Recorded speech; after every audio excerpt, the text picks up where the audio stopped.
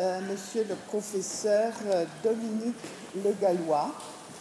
Les questions concernant la conférence plénière des deux conférenciers, je vous en prie, des deux conférenciers sera après donc la deuxième conférence.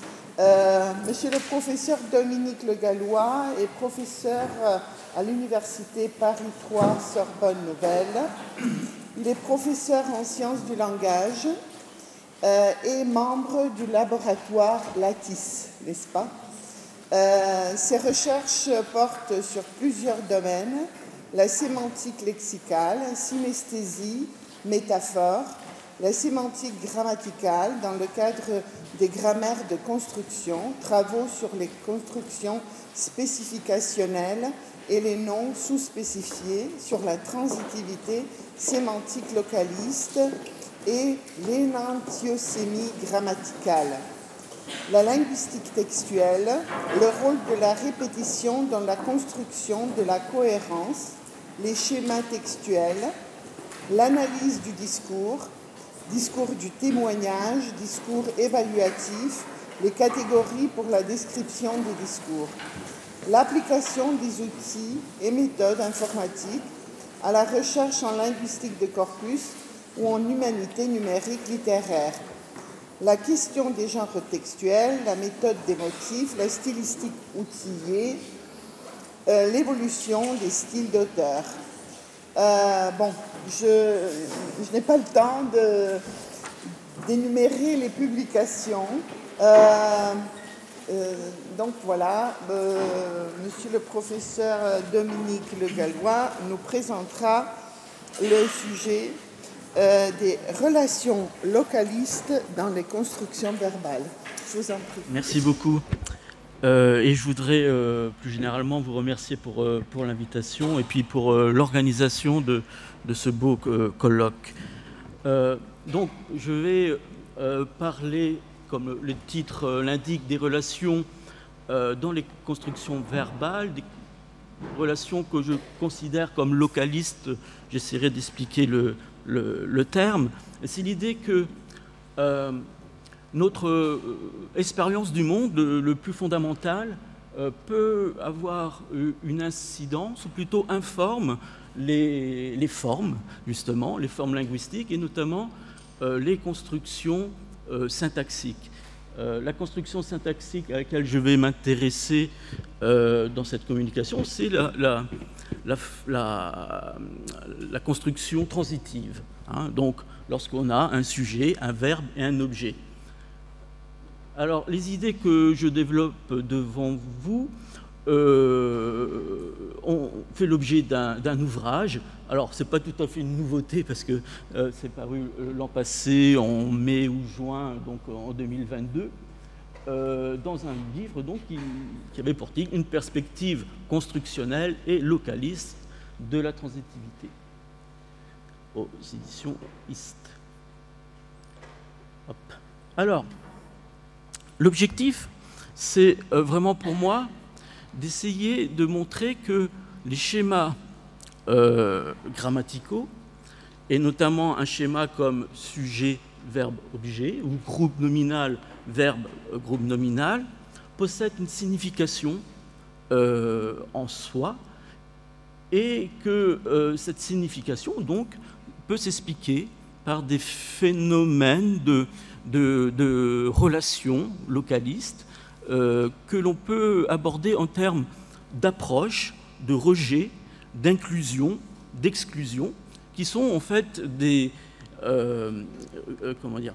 qui émanent en fait de notre expérience fondamentale au monde. On est sans arrêt, en quelque sorte, attiré par des choses, ou au contraire, on se retire de certaines choses, de certains endroits, on a des élans vers des personnes, etc. etc. Tout un ensemble de mouvements, en quelque sorte, qui me semble, encore une fois, fondamental pour comprendre comment fonctionnent ces schémas transitifs. Alors, quand on travaille sur la transitivité, on est un peu embêté parce que transitivité, c'est un concept syntaxique, encore une fois, sujet, verbe, objet, la combinatoire, mais c'est aussi un concept sémantique. Hein. Il y a des nombreux linguistes qui ont travaillé sur le rapport entre la transitivité formelle et la transitivité donc, sémantique. C'est notamment le cas des travaux qui sont bien connus, hein, de Lakoff, et puis encore plus connus dans ce domaine-là, en tout cas de Hopper et Thompson, qui ont eu beaucoup de succès, ou encore de Lazare, hein, qui caractérisent de transitifs les cas où on a des formes transitives, hein, dans lesquelles le sujet est un agent et qui agit volontairement, le verbe est un verbe dynamique et l'objet est un objet concret, généralement individualisé. Lorsqu'on a ces paramètres, pour ces auteurs, on est dans un cas de transitivité prototypique ou canonique dans le sens sémantique du terme. Hein. Ce qui ne veut pas dire, évidemment, qu'il n'y a pas des cas où le schéma transitif ne répond pas à cette conceptualisation sémantique. C'est même très fréquemment le cas. Hein. Il y a, je le montre, mais c'est ça. Je le montre à partir d'une analyse de corpus, mais d'autres l'ont montré avant moi. La plupart des verbes que nous rencontrons dans le schéma sujet-verbe-objet, ce sont des verbes très peu transitifs dans le sens sémantique du terme. Hein, ce sont des verbes comme alors avoir, parce que avoir est un verbe transitif, voilà, il y a tout un débat, mais des verbes comme connaître, comme prendre, comme garder, comme perdre, comme rencontrer. Hein, quand je rencontre quelqu'un, ça ne change rien sur l'état de la personne. En tout cas, comment dire, d'un point de vue immédiat. Alors, on peut montrer ça d'un point de vue statistique avec deux tests sur un corpus. C'est le corpus discours sur la ville, je ne sais pas si vous le connaissez. C'est un corpus de conversation orale, hein, qui est hébergé à la Sorbonne Nouvelle. Il s'agit en fait de faire deux calculs. Un premier calcul qui concerne les verbes que la construction attire, hein, en son sein, en quelque sorte. C'est un test d'attraction. Et donc là, vous avez la liste des premiers verbes, en tout cas, qui sont les plus promus, en quelque sorte, par la construction transitive. Et puis, alors, encore une fois, on s'aperçoit que dans ces verbes, très peu sont des verbes transitifs prototypiques, entendus, encore une fois, comme marquant un changement d'état sur l'objet. Et puis, on peut faire un autre test qui est assez différent, en fait, qui concerne cette fois-ci la part que les verbes accordent ou consacrent à la construction. Hein, parce qu'un verbe peut être transitif, mais il peut être employé dans d'autres constructions. Et il y a certains verbes qui sont spécialisés, si j'ose dire, véritablement, plus que d'autres, dans ce schéma SVO, ou le schéma transitif. Et même là, il y a certes des verbes qui marquent un changement d'état de l'objet. Par exemple, qu'est-ce qu'on aurait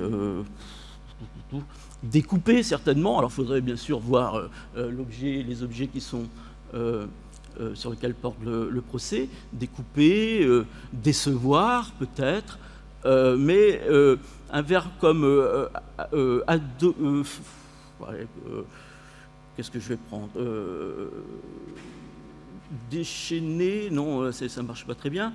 Mentionner, hein, par exemple, mentionner quelqu'un, c'est mentionner un auteur, etc. Ça ne fait pas changer l'auteur d'état, évidemment. Donc, quel que soit le test que l'on utilise, on met en évidence des verbes qui sont qui ont une connivence en quelque sorte avec la construction transitive, dont beaucoup ne sont pas, encore une fois, des verbes transitifs, au sens sémantique du terme. Ce sont des verbes transitifs syntaxiquement, évidemment, mais pas sémantiquement dans le sens de Hopper et Thompson, par exemple.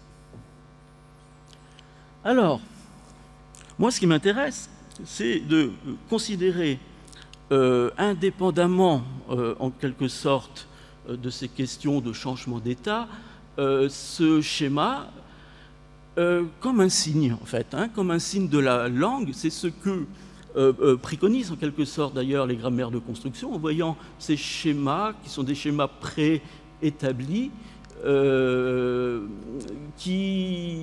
ici ce sont des signes qui ont bien sûr un signifié en quelque sorte. Et ce signifié, il faut évidemment essayer de le mettre en évidence, et on voit que c'est quand même un signifié assez complexe. Il est complexe et simple à la fois, comme j'essaierai de le montrer, si mon modèle est bon. Et ma démarche s'inscrit donc, comme je l'ai dit, dans un modèle localiste qui s'inspire en fait de Jemslef. Dans son livre Catégorie des cas, Jemslef dans les années 30, qui est écrit d'ailleurs en français, il travaille donc sur la notion de préposition et de cas sur diverses langues. C'est un livre extrêmement difficile, contesté d'ailleurs sur l'application du modèle par beaucoup de spécialistes de ces langues. Mais il y a un modèle quand même qui se dégage, qui me paraît intéressant, qui est en fait assez intuitif. C'est que lorsque il s'agit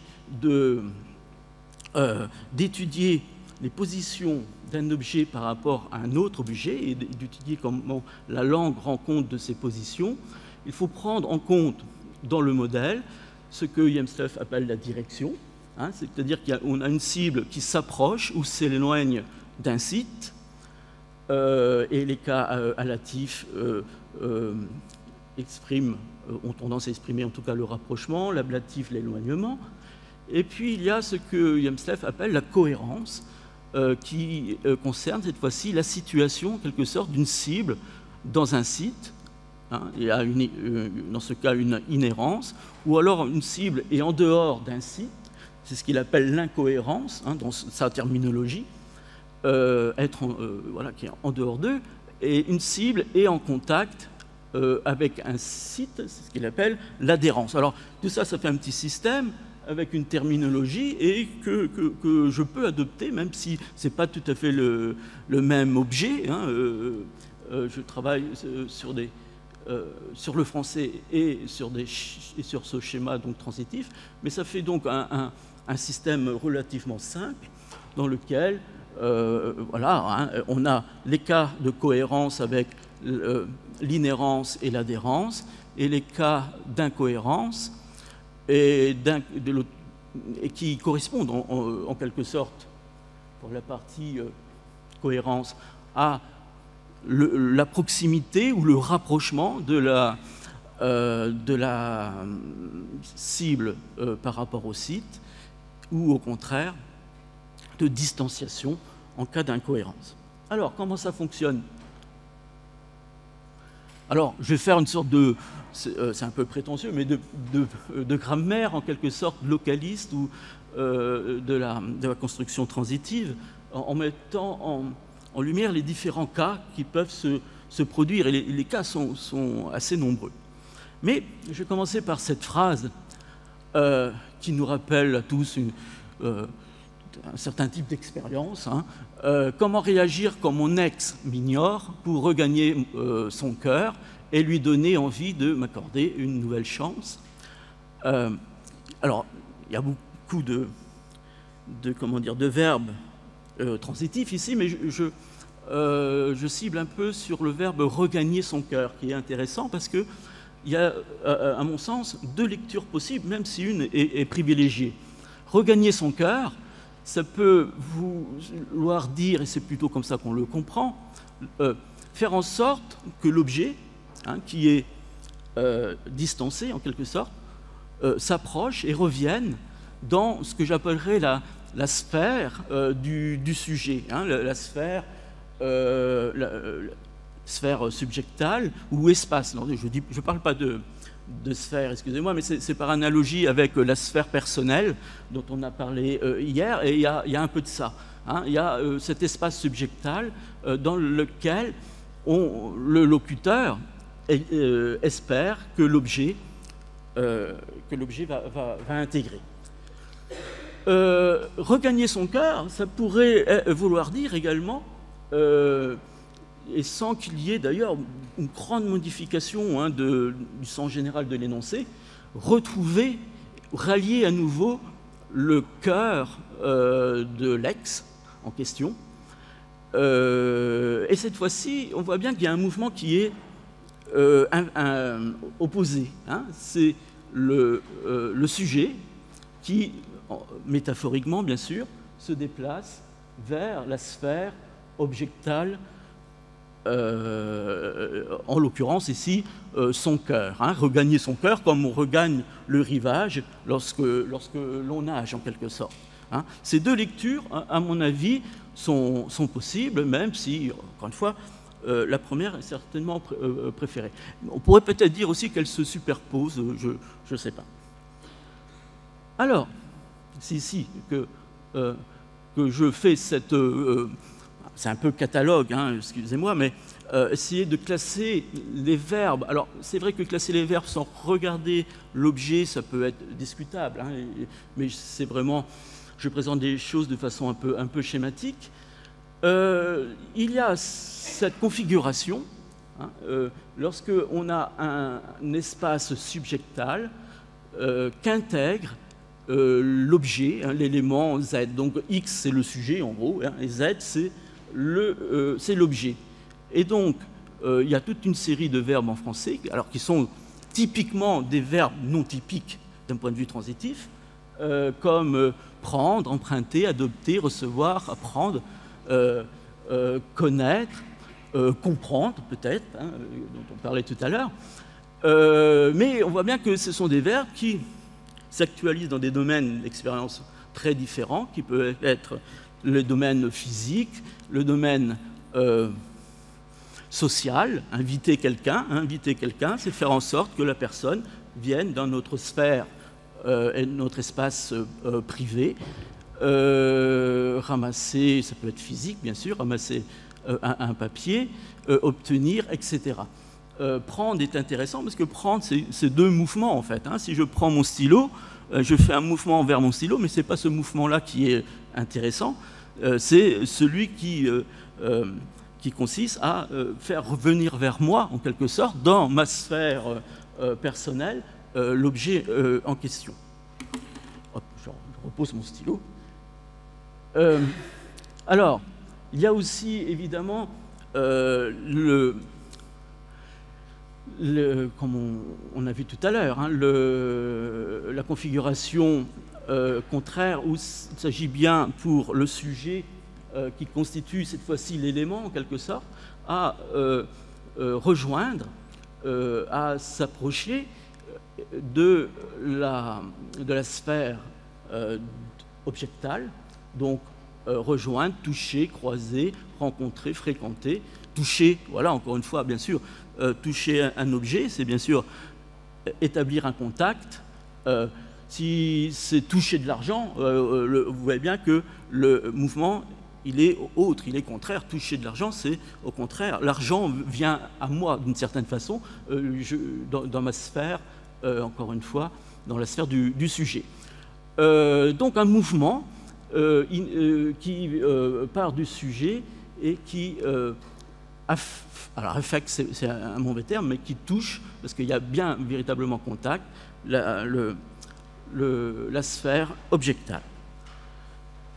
Hop. On a bien sûr le cas de l'inhérence, lorsque l'objet est intégré, en quelque sorte, est inclus dans la sphère subjectale, dans la sphère du sujet, avec avoir, posséder, comporter. Ce sont évidemment des verbes non dynamiques. Hein. Ce texte comporte une faute, vous allez voir d'ailleurs, il y en a une dans mon texte tout à l'heure. Porter des lunettes, etc., etc. Donc, voilà, on est, comme dirait pour employer la terminologie de Jemstef, il s'agit d'un cas d'inhérence. Ce qui est intéressant, c'est que le contraire existe assez, de façon beaucoup moins massive en français, c'est-à-dire qu'on a assez peu de verbes qui expriment une configuration qui serait donc que le sujet est en inhérence dans l'espace objectal. Et d'ailleurs, il y aurait ce que Michael Halliday appelle une métaphore grammaticale là-dessous, c'est-à-dire que on est à peu près obligé d'employer un verbe qui a un emploi assez marqué pour le détourner, cet emploi et construire en quelque sorte cette configuration. C'est le cas, me semble-t-il, hein, des questions que l'on a dans les jeux. Comment ça s'appelle ces jeux où on pose des questions, on a des cartes et puis il y a des questions, enfin peu importe. Hein, le trivial poursuite, hein, c'est ça. Hein. Et on a souvent des questions comme ça, qui sont assez bizarres, hein, si on y réfléchit. Quelle rivière arrose, hein, la ville de Zagreb, hein. Arroser, c'est un verbe sémantiquement transitif dans le sens où quand j'arrose mes plantes, elles changent d'état, ou en tout cas, elles deviennent mouillées, hein, d'un état sec, elles deviennent mouillées. Et là, on voit bien qu'il s'agit d'un autre emploi, mais qui s'appuie certainement, enfin, en tout cas, qui utilise le verbe arroser pour construire cette configuration qui veut dire en gros quelle rivière, mais ça on ne peut pas le dire en français, est dans Zagreb, hein, ou peut-être traverse Zagreb. On est obligé donc d'employer ce type de métaphore grammaticale. Le terme peut être discuté, mais cette configuration n'est pas naturelle, voilà, avec la transitivité. Et puis il y a, les cas où il s'agit d'éjecter en quelque sorte, d'éloigner l'objet de ma sphère. Donc abandonner son chien, c'est évidemment faire en sorte qu'il ne soit plus, hein, dans ma sphère ou dans mon espace subjectal. Rater son examen, c'est ne pas l'avoir, hein, bien sûr. Hein, c'est faire en sorte, de façon non intentionnelle, évidemment, que l'examen ne soit pas dans ma sphère subjectale, encore une fois, contourner le sommet, etc., etc. Ignorer, qui est évidemment un verbe cognitif, indique bien cette configuration. Bon, alors, je passe peut-être assez vite. L'éloignement, hein, quitter ses amis, cette fois-ci, hein, c'est le sujet qui est, encore une fois, métaphoriquement, éjecté, hein, de la sphère de l'objet. Fuir, déserter, délaisser, etc. Alors, qu'est-ce qu'il en est des verbes donc prototypiques, d'un point de vue transitif? Il me semble que de la même façon, il y a en fait double mouvement. Donc c'est pas la même façon, mais il y a un mouvement de contact, hein, du sujet sur l'objet, mais cet objet, il est en mouvement et il change d'état. Donc, selon les configurations, il se rapproche d'un autre état ou il se distancie d'un état premier. Là, c'est le cas où l'objet se rapproche d'un deuxième état. Légaliser la drogue, c'est faire en sorte que la drogue change d'état, elle devient légale. Hein. On change aussi d'état lorsqu'on prend de la drogue, mais ça, c'est autre chose. Combler un trou, etc. Hop, je suis trop vite. Alors, peut-être de plus ici, hein, et au contraire, il y a des verbes. Alors là, ils sont morphologiquement marqués, hein, où il s'agit de faire en sorte que Z change d'état, mais ce n'est pas tellement changer d'état, c'est pas tant changer d'état que s'éloigner d'un état premier. Hein, désosser le poulet, déterrer le trésor, par exemple. Et je reviens sur ces deux schémas parce qu'on a des verbes qui nécessairement ont un objet au pluriel, réconcilier les enfants, comparer les prix, souder, rassembler. Et qu'est-ce que ça implique? On ne peut pas réconcilier un enfant, hein, on le réconcilie avec d'autres enfants. Il y a une action, donc un rapprochement du sujet sur un ensemble hétérogène d'objets, et cette action, hein, va faire en sorte que ces objets vont se rapprocher en quelque sorte. Hein. Si on prend le cas de comparer les prix, hein, comparer les prix, c'est bien mettre côte à côte, c'est rapprocher les prix pour pouvoir observer des différences ou des points communs. Donc on a toujours cette idée soit de rapprochement, soit, comme ici, au contraire, de distanciation des objets, éparpiller les confitis, disperser les manifestants, avec un S, elle était là la faute, disperser les manifestants, hein, c'est bien faire en sorte de faire qu'ils s'éloignent d'un espace premier, espacer les repas, qui est bien sûr du domaine, une expérience du domaine temporel, fonctionne de la même façon, hein, faire en sorte que les repas, ça bouge, soient donc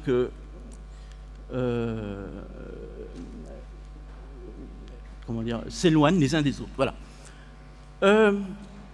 Alors je reviens sur cette idée de double lecture parfois avec certains énoncés. Parce que ça, c'est un phénomène qui m'intéresse beaucoup. Si on prend cet énoncé que trouvé dans un article, c'est le titre d'un article de journal. Les pompiers ont capturé le python de 2 mètres dans la rue. Ou alors cet autre énoncé, 2 historiennes et un mathématicien ont déchiffré le code secret de la pierre philosophale. Là, dans ces 2 énoncés, il y a 2 lectures là aussi possibles qui correspondent à 2 configurations transitives. La première, c'est, par exemple, hein, pour les pompiers ont capturé un python, eh bien le python, ils ont agi sur le python, et le python de libre est devenu captif, donc il y a un changement d'état, il y a le rapprochement de l'objet vers un état second. Ça, c'est la première lecture, mais capturer veut aussi dire prendre, hein, et je pourrais paraphraser cet énoncé: les pompiers ont eu, en quelque sorte, le python, ou l'ont pris, hein, et cette fois-ci, le python est vu comme l'objet qui intègre la sphère, l'espace des pompiers. Donc là aussi, double mouvement possible, double lecture, et c'est pareil pour l'autre énoncé avec déchiffrer le code secret, hein, c'est-à-dire que le code secret est cassé, changement d'état, ou alors déchiffrer veut dire comprendre, et ce code secret vient dans l'espace cognitif cette fois-ci, hein, il est intégré à l'espace cognitif des personnes en question. Alors, qu'est-ce que c'est que ce phénomène? Parce qu'on voit que dans cette grammaire, entre guillemets, des configurations transitives, il y a énormément de possibilités. Toutes les possibilités sont permises, sauf peut-être, comme je l'ai dit, l'inclusion du sujet dans la sphère de l'objet. Il y a un phénomène intéressant en lexicologie, qui est rarement étudié, enfin, peut-être pas assez, c'est celui de l'énantiosémie, hein, qui fait partie un peu des curiosités sémantiques et lexicales. L'énantiosémie, c'est lorsque un lexème possède 2 sens, hein, 2 significations, mais deux significations qui sont opposées. Alors on connaît ça, hein, parce que tout le monde sait que le verbe louer, hein, louer un appartement, c'est soit le locataire loue l'appartement au propriétaire, ou c'est le propriétaire qui loue l'appartement au locataire. Donc le verbe louer est intrinsèquement énantiosémique, hein, et on voit bien que c'est des questions de direction aussi. Hôte, évidemment, ça aussi c'est connu. Puis il y a d'autres emplois. Apprendre, hein, apprendre, ça nous intéresse beaucoup. Hein, c'est enseigner un savoir, ou, et ça c'est une question de construction, assimiler un savoir. Hein, voilà. Adoptif, et il est ambigu, ou je dirais, pas ambigu, je dirais ambivalent. Hein. Un père adoptif, c'est un père qui adopte. Et un fils adoptif, c'est un fils qui est adopté. Hein. Donc là aussi, on voit bien qu'il y a deux directions opposées d'une certaine façon. Enfin voilà, l'actif et le passif. Une étudiante m'a fait remarquer, j'avais jamais pensé, que avant et en avant, alors c'est pas tout à fait la même chose, certes, hein, mais avant, au sens temporel, hein, c'est derrière, en fait, hein, parce qu'on a une conceptualisation du temps orienté, et le passé est derrière nous. Mais si je dis en avant, évidemment, hein, c'est vers... je peux faire ce geste, hein, pour montrer que c'est devant moi. Hein. Donc avant, c'est soit derrière, soit justement devant. Voilà, donc il y a dans les langues... dans certaines variations de l'anglais, borrow veut ou bien dire borrow, hein, en anglais canonique, ou lend. Hein. Et ça, on retrouve ça dans pas mal de langues, hein, où il y a cette ambivalence, cette énantiosémie. La maison embaume la brioche au beurre, hein, ou la brioche au beurre embaume la maison. Paul intègre l'armée, l'armée intègre Paul. Attention, je ne dis pas que ça veut dire la même chose, hein, mais il y a, on voit bien, un changement des places qui est possible, qui est parfois dû donc au lexème lui-même, et qui est parfois dû à la construction elle-même, dont on a vu tout à l'heure avec la construction transitive, qu'elle offre une virtualité, en quelque sorte, comment dire, d'actualisation, consulter, etc. Alors oui, et qu'est-ce que j'en conclus de ça, excusez-moi? J'en conclus justement que ce schéma transitif, sujet, verbe, objet, il est fondamentalement énantiosémique, hein, c'est-à-dire qu'il permet, alors non pas deux directions différentes comme on a vu, mais une multitude de directions selon, encore une fois, selon, c'est écrit où, le contexte en quelque sorte, hein, et puis il y a certainement une détermination du discours, hein, sur ces phénomènes, mais je n'entre pas dans ce type d'explication, hein, et puisque j'y suis, hein, mon propos est peut-être de l'ordre de la conceptualisation, mais plus encore peut-être de la préconceptualisation, hein, avant que le lexique et le contexte ne déterminent justement ces orientations. Voilà, alors, conclusion, parce qu'il est temps de conclure. Alors oui, est-ce que ce système que j'ai essayé d'appliquer aux constructions transitives, et qui peut être discuté bien sûr, s'applique à d'autres constructions? Oui, il s'applique encore plus facilement, dirais-je, hein, aux constructions qu'on appelle parfois dites transitives, c'est-à-dire lorsqu'il y a deux objets, un objet direct et un objet indirect. C'est encore plus évident d'une certaine façon. Je lui ai envoyé mes vœux, hein, c'est faire en sorte que les vœux se rapprochent, aillent dans la sphère, bien sûr, du datif. On lui a volé sa moto, au contraire, hein, c'est la moto qui, dans le sens privatif ici, hein, la moto est expulsée, hein, de la sphère objectale, donc du datif, en l'occurrence. J'aime bien cet exemple, même s'il est tout bête, hein, je lui ai acheté une voiture, parce que ça c'est fondamentalement hors contexte énantiosémique, hein, qui veut vouloir dire je lui ai acheté une voiture pour lui, pour qu'il la conduise, etc. Ou je lui ai acheté une voiture au garagiste. Hein, et là, on voit bien que la relation est contraire. Hein, c'est l'objet qui est détaché, éloigné de la sphère objectale du datif. Donc voilà, je lui ai pris un livre. Hein, je lui ai pris un livre dans sa bibliothèque et je lui ai pris un livre à la bibliothèque, c'est pas pareil. Les relations sont différentes. Donc, j'ai aussi regardé hein, dans les constructions datives à deux actants qui sont, encore une fois, assez proches malgré tout, qui fonctionnent de la même façon, et différemment. Ce sont des constructions avec un sujet, un verbe et un datif. Sachant que le sujet est un sujet qui est ou plutôt le verbe, pardon, le sujet est non intentionnel, agit de façon non intentionnelle, il n'agit pas d'ailleurs, hein, il est passif, voilà. Hein. Le colis lui est parvenu, il lui est fidèle, il n'est pas agentif, voilà, je cherchais le mot. Cette idée lui revient, ou cette décision, il lui obéit, ce film lui plaît. Hein.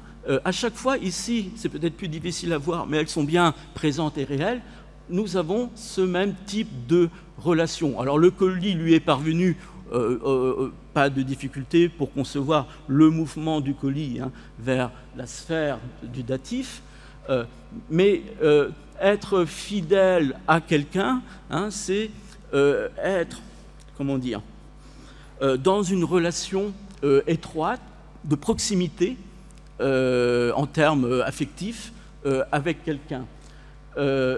Obéir, c'est la même façon. Hein, de la même façon, avec obéir, il y a cette relation de proximité. Hein, on suit quelqu'un hein, lorsqu'on lui obéit.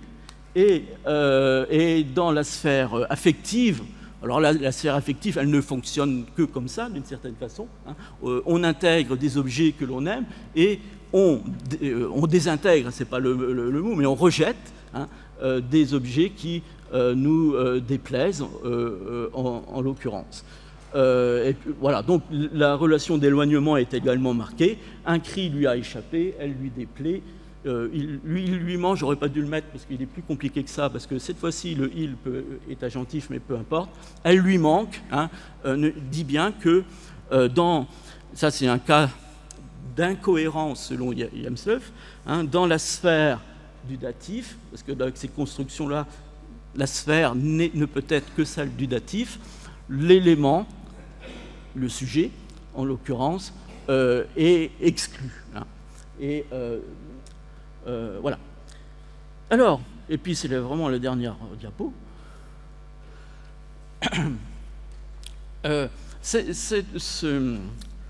Ces configurations que j'ai montrées, alors on pourrait comment dire, formaliser certainement autrement tout cela, parce que j'ai utilisé des termes qui sont voilà, de proximité, éloignement, rapprochement. On pourrait concevoir ça de façon peut-être plus formalisée, certes, mais ça ne constitue qu'une partie d'un grand ensemble dans lequel ces relations hein, sont prises en quelque sorte. Ce que je veux dire par là, c'est que ces relations localistes, elles fonctionnent certainement à un niveau sémiotique beaucoup plus général que ce que j'ai montré, qui était déjà assez général, il faut bien le dire. Parce qu'on retrouve hein, ces mêmes choses, ça c'est très connu, hein, mais j'emprunte ce tableau à Rastier, au niveau de la personne, du temps, de l'espace, de la modalité, hein, les conceptions que nous avons de ces notions, de ce à quoi elles renvoient, eh bien, sont fondamentalement configurées par des relations localistes, l'inhérence, hein, je, nous, l'adhérence, tu, vous sont proches en quelque sorte, hein, c'est de la proximité, tandis que le il, le on, alors ça dépend du on, le ça, au contraire, sont en dehors dans un cas d'incohérence, etc.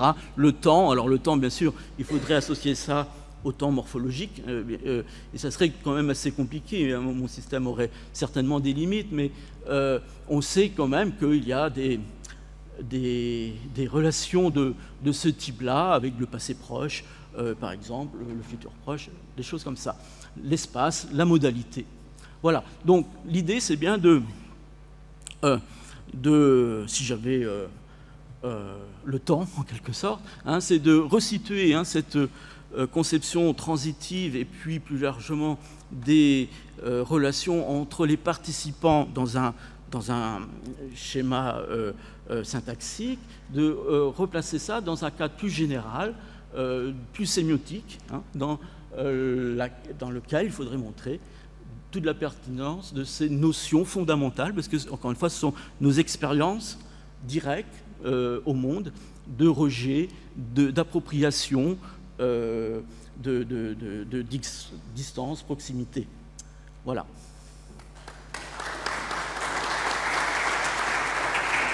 Merci beaucoup.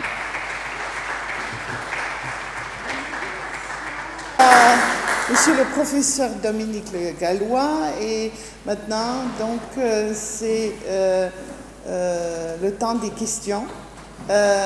Donc, également pour la conférence plénière de monsieur le professeur Samir Bayrich et pour monsieur le professeur Dominique Le Gallois. Il y a des points de convergence entre les deux, et c'est en fait le point de vue de l'être humain. Introduire l'être humain dans l'analyse grammaticale et en fait comprendre. Est-ce que comprendre, c'est un phénomène synesthésique? Parce que, voilà, tu disais, je vois, je saisis, j'entends, je choisis, donc je suis dans l'espace, et dans cet espace, je sens, je ressens, et je l'intègre dans mon espace,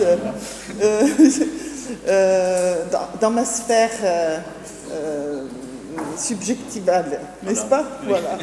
Est-ce qu'il y a des questions?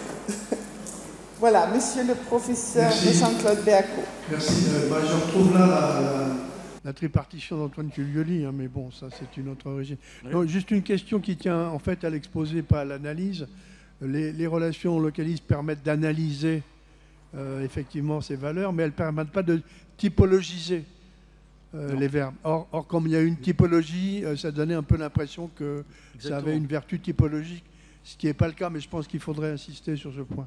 Oui, tout à fait. C'est même une détypologisation, d'une certaine façon, dans le sens où j'essaye de montrer que des verbes qui, a priori, ne sont pas du tout apparentés, hein, parce qu'ils appartiennent à des domaines différents, affectifs, social, etc., eh bien, d'une certaine façon, à un certain niveau, se comportent de la même façon. Mais après, le travail de classification, il est tout à fait légitime, il s'inscrit dans un autre type d'analyse, bien sûr.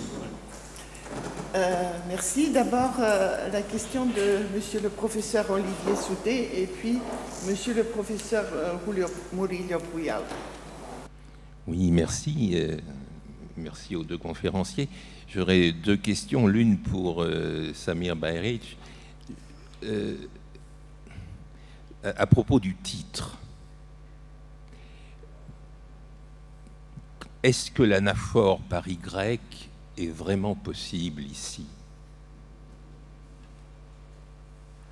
C'est une question que je pose aux francophones natifs peut-être. Comprenons-nous d'abord, vous avez un peu joué, vous avez raison, hein, si on ne peut pas jouer en faisant des communications, c'est pas la peine, sur la double interprétation, c'est-à-dire, j'explicite, ou bien l'interprétation pronominale, au sens des verbes pronominaux. Comprenons-nous, c'est une injonction à se comprendre, Première interprétation. Deuxième interprétation, le verbe est utilisé de manière absolue.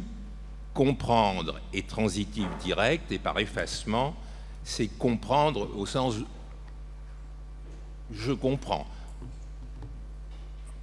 Première question. Mais quelle que soit l'interprétation de cette quatrième personne, je signale simplement la chose et elle m'est venue à l'esprit quand j'ai lu le titre sur le programme. L'anaphore pronominale par le pronom adverbial « i » est quand même extrêmement difficile. Il faut essayer de la développer. Je le dis pour les étudiants. Comprenons-nous en renonçant à nous comprendre. Il faut bien vous accepter que le « y » ne puisse renvoyer qu'à l'idée de se comprendre. Voilà, alors je pose le problème aux francophones. Il me semble qu'on a ici une tension sur l'anaphore qui est assez problématique. Voilà. Ça ne met pas en cause tout le reste de l'exposé sur qu'est-ce que comprendre, etc. Je pense que je connais Samir depuis combien? 30 ans? Un peu plus même. Et je sais que c'est un amateur de titres un peu tordus. Et c'est le plaisir de le rencontrer. Ça, c'était ma première question. Il y en aurait d'autres, mais je n'ai pas le temps. Sur l'exposé de Dominique Le Gallois, alors moi, une question de béotien que je suis. Si le modèle en question est la grammaire de construction, vous me corrigez si je dis une bêtise, ça veut dire que les constructions deviennent des signes. On est bien d'accord. Si les constructions deviennent des signes, elles associent un signifiant qui est en gros la structure syntaxique. Et un signifié, alors je pose la question toute bête, que vous avez posée, mais avec une subtilité de conférencier à la fin, parce que vous vous êtes dit, il faut quand même trouver du sens à cette construction, puisque manifestement, tout l'exposé a consisté à en souligner la polysémie. Polysémie qui est imputable aux verbes qui interviennent, alors, éloignement, etc. Alors moi je pose une question de guillaumien, quel est le signifié de puissance de la construction transitive directe NO-V-N1? Vous avez parlé de préconceptualisation, c'était malin, hein, bien vu, hein. Mais pas, alors moi je vous demande simplement d'expliciter le préconcept. Voilà, merci. Alors, comme je ne m'inscris pas nécessairement dans une perspective guillaumienne, je ne peux pas donner un signifié de puissance. Hein, mais il y a quand même quelque chose qui est assez assimilable quand même à une perspective guillaumienne. C'est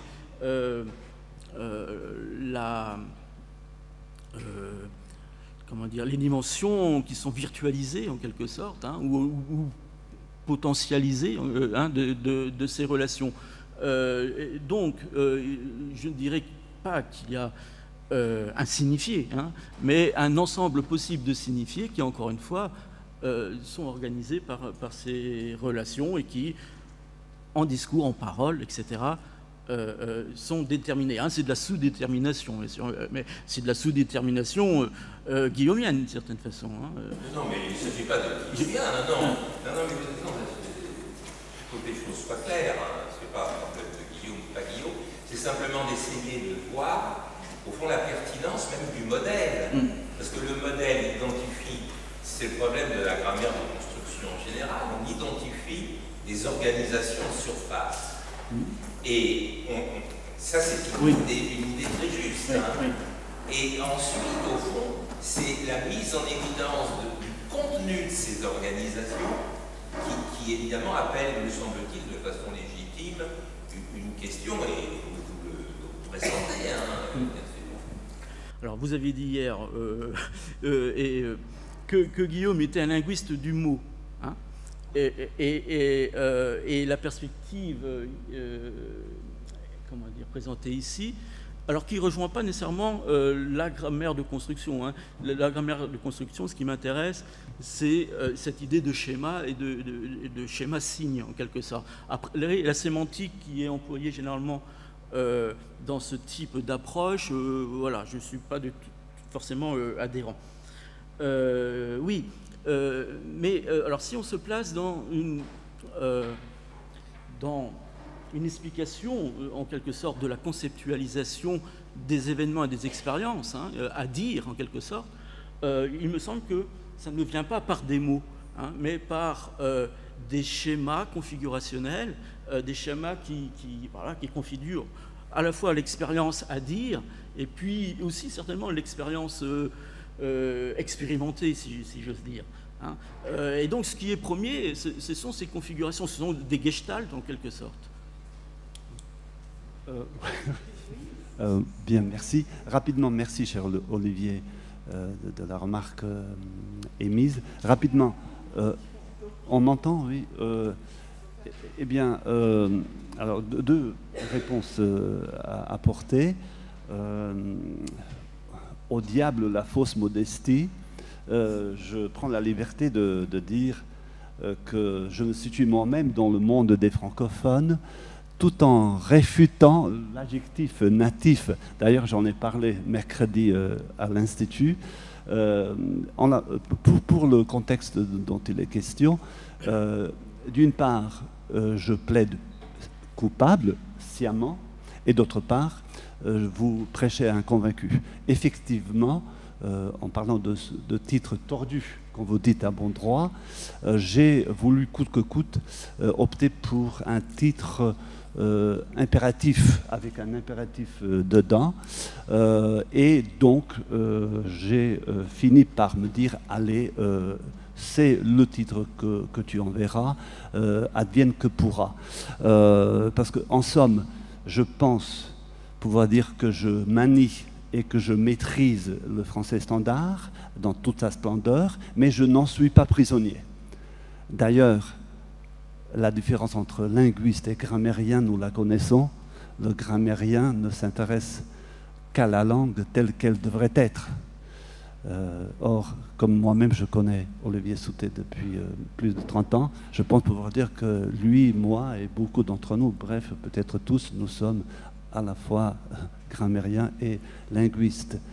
Donc, eh bien qu'on me pardonne d'avoir officialisé un titre qui s'écarte au sens rigoureux des contraintes grammaticales du français. Donc voilà, vous avez devant vous le coupable. Merci. En tout cas, il s'agit de la parole, et la parole transgresse souvent la norme, n'est-ce pas? Surtout pour des fins stylistiques.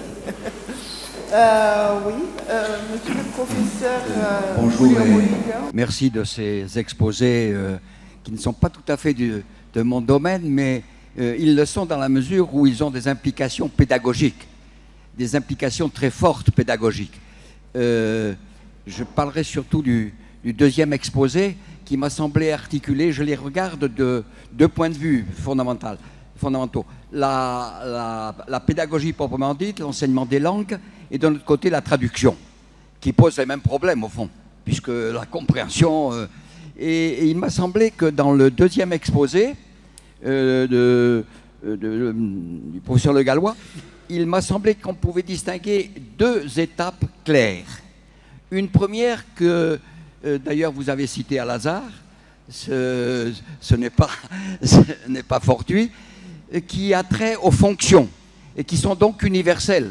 Je veux dire que dans une certaine mesure, on peut penser que dans toutes les langues, le problème de la place et de la situation dans l'espace, ce problème. Donc là, j'ai la traduction possible.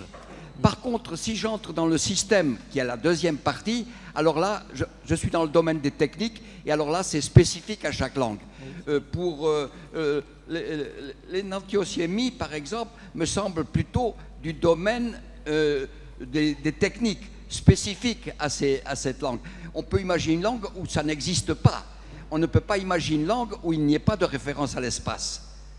Donc, en ce sens, j'ai trouvé que c'était particulièrement stimulant dans la perspective à sa fois du traducteur et du pédagogue, dans la mesure où il y a là un point d'ancrage très fort qui permet le passage d'une langue à l'autre.